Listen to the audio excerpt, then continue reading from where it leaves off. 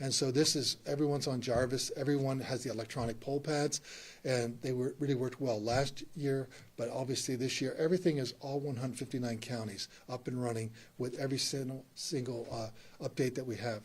We have a verifiable paper ballot, and we're working on some other, implementations for November, working with the General Assembly on the funding for those issues. But today, it's really running smooth. We're really pleased with the work that the counties are doing. You know, as you mentioned, the results are somewhat baked in with the nominees all but decided. Does it matter that people vote anyway? You know, of course, votes will be counted and they will be used for delegates. Can you speak to the how this election is still relevant? It's always relevant because your most priceless right is the right to vote. And I think you never want to diminish the franchise to vote. And so when you have an opportunity to vote, I encourage you to. So I came from city council, and we had those races with 6% turnout. And so when I got that 55% say in that race, I knew it wasn't a big mandate. And it would have been nice that more people had voted in city municipal elections, because really that's what you're going to see every day. We all can fuss about Washington, D.C., and you can't do much about that. But city council, county commissioner, those are really important races because that determines really the future of your community. And then school boards, that determines the future of our children. And that's really important also. So I would encourage everyone, if you haven't voted yet, please go out and vote. But like I said, it's a big state, a lot of people, and I can't go and pick you all up to make sure you get out to the polls. But I always encourage people, and so do our election directors, and so does our entire team. But thank you for the question, Mark. Yeah, sir, this will be the first time that Donald Trump's name is on a ballot in Georgia since the 2020 election. Given all that you and your family have been through since that time, do you have any thoughts about the fact that by the end of the day he could clinch the GOP nomination for president? No, I think it's kind of seen this all coming down the road. He's been performing well in just about every state he's won, except a couple. There were several candidates in there, but at the end of the day, he won out. That's how it looks like it's going to end up today. But I'm not making a prediction on that. And just like on the other side, there was a couple of folks that ran against the incumbent president, President Biden, and they all have now suspended their campaigns. So it kind of gets baked in there, as I said earlier, and it is what it is. And now we're just going to have about 7.5 months of campaigning, and I think that's going to wear everyone out, no matter what side of the aisle you're on. It is what it is. You just kind of, well, our job is to really be prepared for a big turnout. Because back in 2020, we told everyone we were going to have a big turnout. We didn't know we were going to get 5 million people. But if we had 5 million in 2020, I don't think anything's changed. I think we still have, both political camps are in their corners, and it's going to be a very contested election. So I expect a big turnout, November 2024.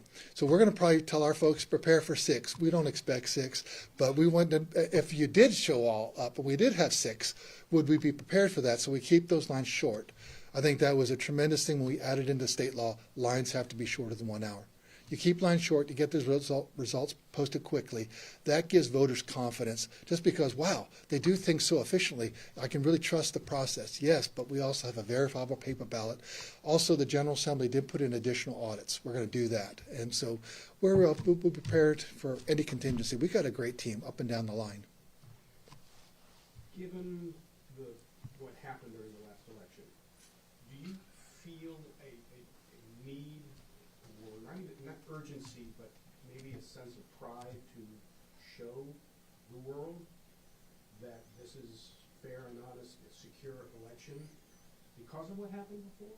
The false allegations from before? Well, I think we already showed that we have honest and fair elections in Georgia, and we've been doing that since day one. If you go back to 2020, we had a fair and honest election. And actually what people, they still do. Someone on our team went to an event, and they were running across a lot of people of the same political party. And they said, well, did you know in 2020 that there was 33,000 Republican voters that voted in the June 2020 primary, didn't come out at all to vote in the fall? They said, I didn't know that, never heard that. Well, we've been saying that for, if you've been to any of my Rotary meetings, you probably have heard me share that. And there's actually about 27,950 voters that skipped the top of the ticket, didn't vote for anyone, and yet voted down ballot. Republican congressman got 27,550. But that all goes back to campaigning, and it's up to the campaigns on both sides to turn your people out. Let the American people make your case. It's the people. People are smart. People figure this stuff out. 2022, that election went off well. We didn't have anyone contesting the results, and obviously the governor and I won with very strong victories. But at the end of the day, we had the numbers to back it up. So we had verifiable paper ballot, audit any race. So no, we're in great shape, and we're going to continue to do our job. And I think that's one thing that voters know. They can trust that I will do my job. I'll do what's right, no matter what. Well, thanks. We'll be back. All right, so that was Georgia Secretary of State Brad Raffensperger talking about what is currently ongoing. The Georgia presidential primary polls are still open until 7 o'clock. Sorry about that little audio issue. So if you haven't gone out and vote, do make sure to do so. Participating in the presidential primary as a fantastic experience and opportunity for you to exercise your civic rights. And of course, as you just heard from election officials, they are saying that everything is going according to plan, that they are pleased with the polling operations across Georgia today.